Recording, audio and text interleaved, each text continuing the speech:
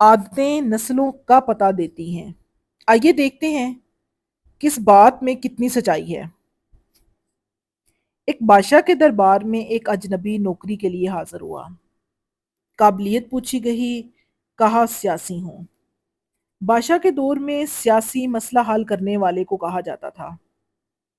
بادشاہ کے پاس سیاستدانوں کی بھرمار تھی۔ اب بادشاہ نے اسے اپنے خاص گھوڑوں کے استبل کا انچارج بنا دیا، جو حال ہی میں فوت ہو چکا تھا۔ چند دنوں بعد بادشاہ نے اس سے اپنے سب سے مہنگے اور عزیز گھوڑے کے بارے دریافت کیا۔ اس نے کہا، نسلی نہیں ہے۔ بادشاہ کو بڑا تعجب ہوا۔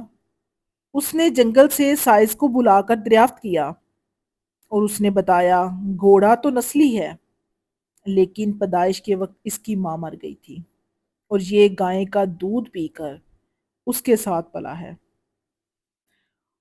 بادشاہ نے مسئول کو بلایا کہ تمہیں کیسے پتا چلا کہ یہ اصیل نہیں ہے؟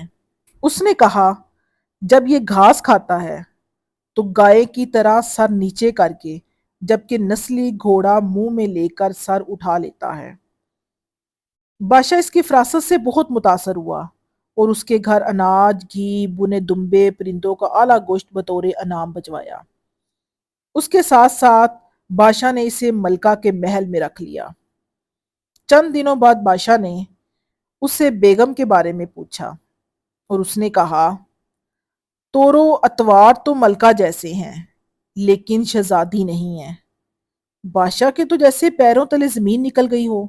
حواس بحال کیے، ساس کو بلا بھیجا اور معاملہ ان کے گوش و گزار کیا۔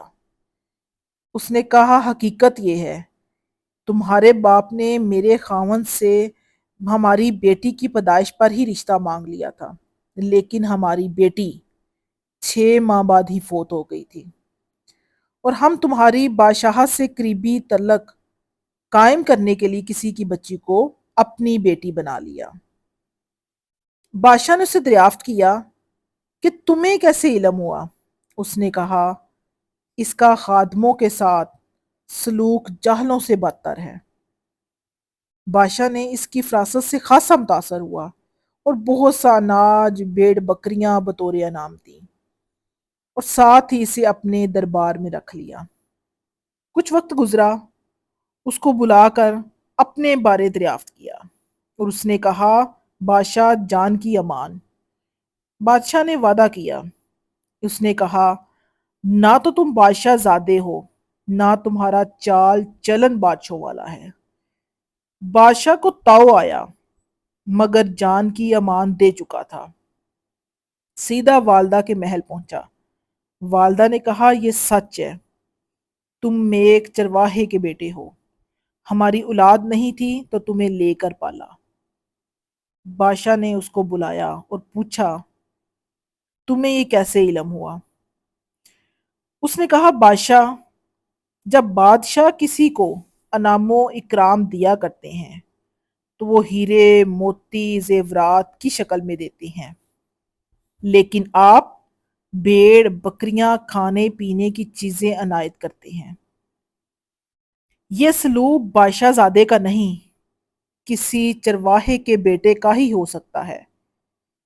اس سے ہمیں کیا پتہ چلتا ہے؟ عادتیں نسلوں کا پتہ دیتی ہیں۔ عادات، اخلاق، طرز عمل، خون اور نسل دونوں کی پہچان کرا دیتے ہیں۔